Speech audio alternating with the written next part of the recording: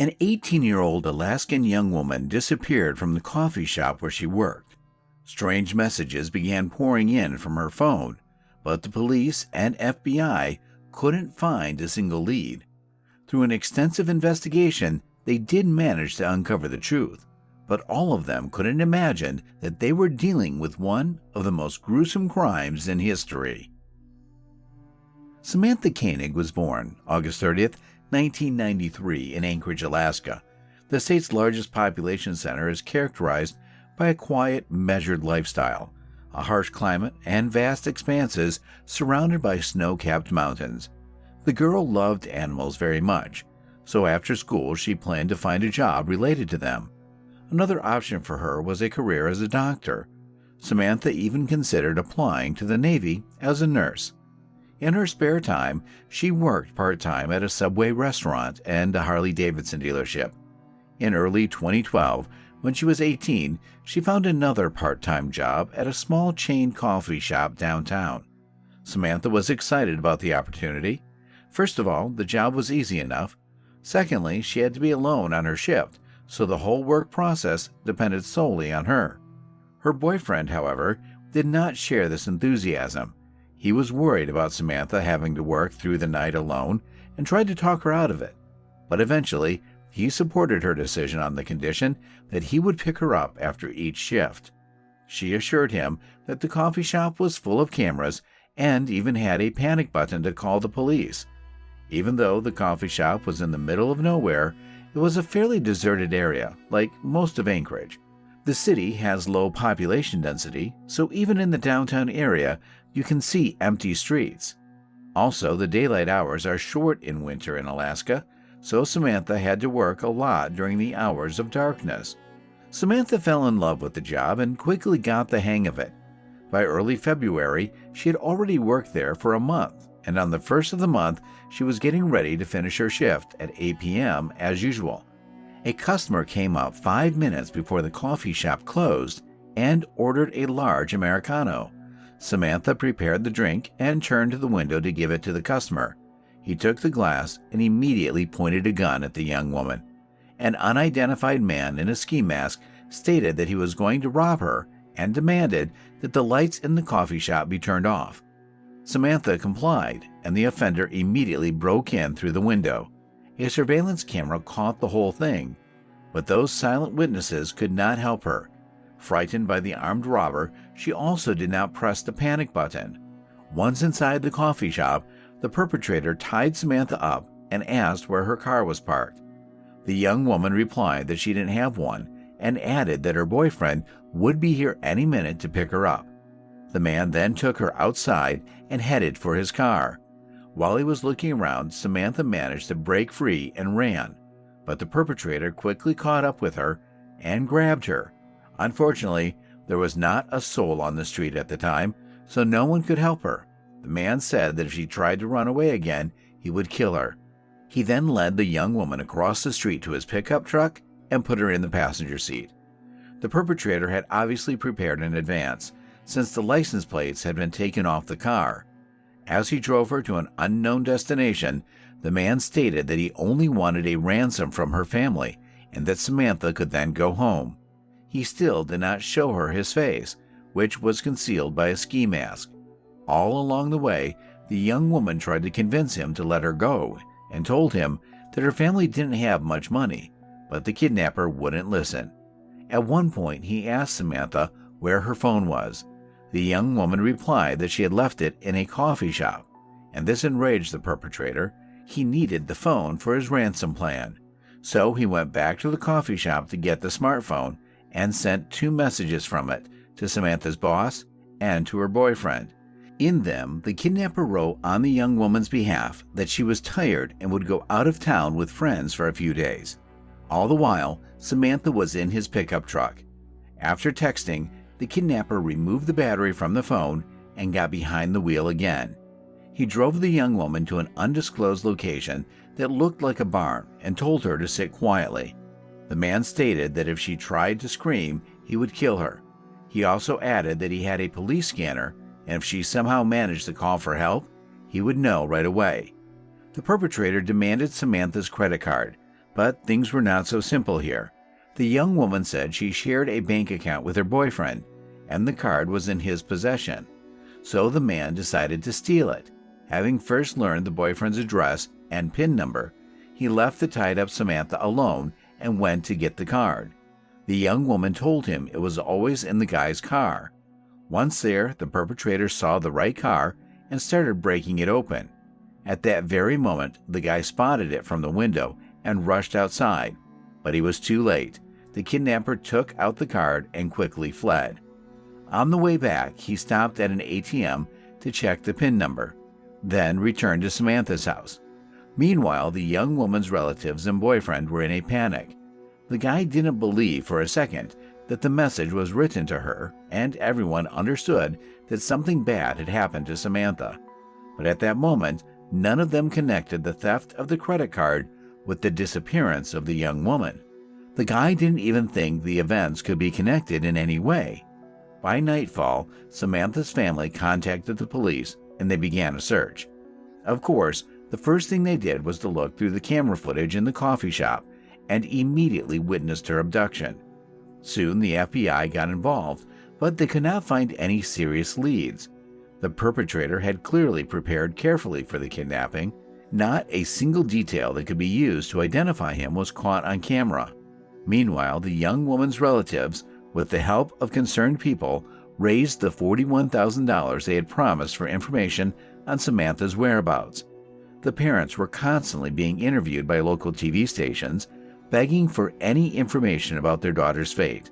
Flyers with Samantha's picture and information about the reward appeared all over Anchorage, but the police never received a single valuable witness. As the days passed, detectives desperate for answers began checking everyone Samantha knew, including her boyfriend and relatives, but they quickly determined that none of them had anything to do with the kidnapping. Nearly a month passed.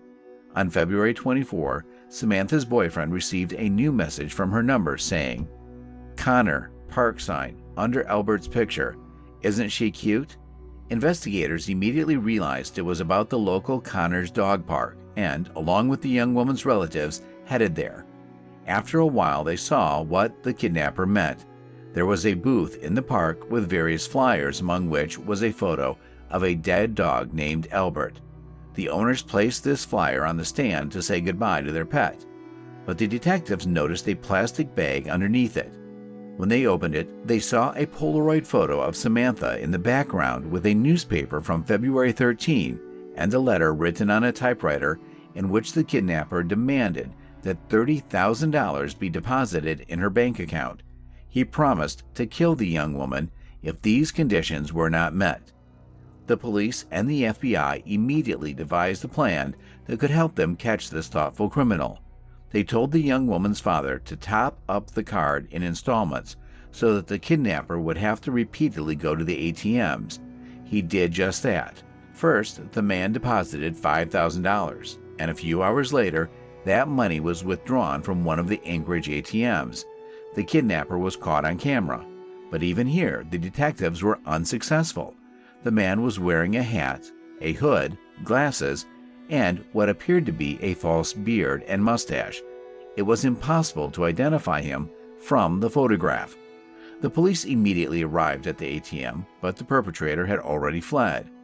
A week later, the thief withdrew another batch of money in Willcox, Arizona, the opposite end of the United States.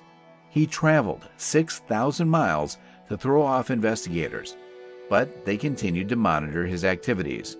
The next cash withdrawal occurred in Lordsburg, New Mexico, just an hour away from Arizona. Following that, he made 2 more withdrawals in different cities in Texas. In the meantime, police carefully examined ATM photos. They soon realized that the criminal had made a huge mistake in Willcox. He had left his car in the camera's line of sight, so the detectives now knew the model of his car. Of course, it was impossible to make out the license plates in such a picture, but now they had something to work with. Investigators feared the kidnapper might cross the border into Mexico, so all patrols were instructed to stop white Ford Focuses. A few days later, on March 13th, a Texas Highway Patrol spotted a vehicle of that make in a hotel parking lot. There was a man sitting behind the wheel. The officer decided to wait for him to pull up and follow him. Soon the man drove out of the parking lot and along the highway. As soon as the driver exceeded the allowable speed limit of 3 miles, the patrolman ordered him to pull over at the curb. This was done to put the suspect's vigilance to sleep. If a dangerous criminal is behind the wheel, he may be armed and ready to fight back to the last man. So the patrolman pretended that the reason for the stop was a minor infraction. The driver of the white Ford turned out to be 34-year-old Israel Keyes of Anchorage. The policeman was immediately alerted and decided to search his car, calling for backup in the process. Samantha's cell phone and her boyfriend's bank card were found in the car. They also found a gun, a false mustache, a beard, and dark glasses. Police had no doubt that he was behind Samantha's kidnapping, but they were still shocked because Keyes had never come to their attention. The man had a perfectly clean criminal history. He lived with his girlfriend and 10-year-old daughter and ran his small construction business successfully. He was respected and trusted among his acquaintances. Even some members of the Anchorage prosecutor's office used his repair and construction services.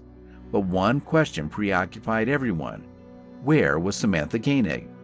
Under questioning, Keyes was extremely calm. He joked and laughed a lot. The FBI agents kept up the dialogue in his style, and after a while he confessed what he had done. Keyes stated that he had been planning to rob this coffee shop for several days. He did not know in advance if he would kidnap the employee. Moreover, he had worked out 2 rules which he himself broke: never look for victims near his own home, and never transport them in his car. All of this made him hesitant as he stood in front of Samantha in a dark coffee shop. But he made the decision to act to the end. On the night of the kidnapping, he drove her to the shed in the backyard of his house, where his daughter and girlfriend were at the time. The perpetrator turned on the radio in case his victim tried to scream, and left to get the bank card. When he returned, Israel quietly entered the house, trying not to wake his family, poured himself a glass of wine, and went into the barn. There, he abused Samantha and killed her. But what about this photo they found in the park? It had the February 13th issue of the newspaper from 2 weeks after the kidnapping, and Samantha appeared to be alive. But, in fact, she had been dead all along, and there is no manipulation in the photo. Keyes fixed her eyelids so that her eyes were open and applied makeup to her face. According to a detective who attended the interrogation, Israel recounted the details of the murder with such ease as if he were listing the foods he had eaten for breakfast. The perpetrator agreed to tell it all on the condition that the confession portion of the interrogation not be published. He did not want his daughter to hear it all. In doing so, he killed Samantha only a few dozen yards from her bedroom. The detectives already thought Keyes' story was nearing its end, but that was only the beginning. The morning after the murder, Israel and his family went on a sea cruise from the city of New Orleans. Tickets for it had been purchased in advance, and the perpetrator was well aware that he was committing this murder just hours before departure. Accordingly, he had to leave the body somewhere so that no one would discover it. Keyes did the simple thing and left it in the same barn. It was freezing outside, so the body quickly froze. When Keyes returned home 2 weeks later, he took a picture with a newspaper and used a typewriter to write a ransom letter. He then separated the body into pieces and went to a small lake 40 minutes outside Anchorage. Using a chainsaw, he made holes in the ice where he placed bags of the body parts and additional weights. After all that, the maniac went winter fishing. It took police divers 10 hours to retrieve those bags from the bottom. Detectives also learned that during his trips between ATMs across the states, Keyes used a rental car, the same white Ford Focus. At one point, he had a malfunction and went to one of the dealerships to have the car changed. Surprisingly, that woman played a key role in catching the culprit. The car was caught on ATM camera before the breakdown, and all the police were looking for that particular model. The dealership gave him the same white Focus because they had no other suitable cars at the time. Had the situation been different, he would never have been stopped. In the end, during questioning, Keyes confirmed what the investigators had already guessed. Samantha was not his first victim. The perpetrator had promised to tell them about all the crimes he had committed in exchange for two conditions. First, he wanted a guaranteed death sentence and demanded that it be carried out within a year of being pronounced. Second, he asked that everything he said be kept secret from the press. These conditions surprised the detectives, but they saw no reason to refuse, and the maniac began to tell them horror stories. Israel began committing crimes at an early age. He would break into other people's houses, steal, set fires in the woods, and torture animals. His parents were deep believers, but they practiced a very questionable and unpopular branch of Christianity. Because of his parents' constantly shifting religious preferences, they regularly moved around the country. At the age of 20, Keyes joined the Army, where he spent 3 years. A few months before that, he had molested a random young woman after spotting her in an Oregon park. When questioned, Israel said he wanted to get out of the Army as soon as possible so he could start killing. After quitting, at age 23, he began his killing streak. Keyes made weapons caches in the woods so he could go there at any time and start looking for victims. Police found 2 such caches in Anchorage and New York. Inside were money, knives, gun, and body disposal supplies. Over the next few years, he regularly went out hunting in different states, but the exact number of his victims is still unknown. The FBI has only been able to pinpoint 5 of them, but detectives believe Keyes committed at least 11 murders, and these are just the cases where many factors point to his involvement. In total, the number of murders could be as many as 30. In addition, Israel had been robbing banks, stores, and private homes so that he always had enough money to buy weapons and travel. In his hiding places, discovered after interrogations, he was found to have considerable cash reserves. Despite all this, the man has never come to the attention of the police, except on one occasion. In all interrogations, he denied his involvement, but detectives did not believe him. On March 3, 1996, a 12-year-old girl named Julie Harris disappeared. Israel Keyes, who was 16 at the time, lived in the same neighborhood. Police suspected him after a witness found Julie near Keyes shortly before her disappearance. It was not until a year later that the girl's remains were found in the river, and her killer was never caught. During interrogations after Samantha's murder, Keyes denied his involvement, but investigators were again reluctant to take his word for it. They did not, however, have any direct evidence. In a conversation with FBI agents, Israel admitted that he had studied serial killers since he was a child. His idol was Ted Bundy, and the maniac wanted to be like him. He felt no remorse for his victims and happily recounted how he managed to lead 2 completely different lives. On the one hand, he was a decent family man and businessman, and on the other, he was an inhuman killer.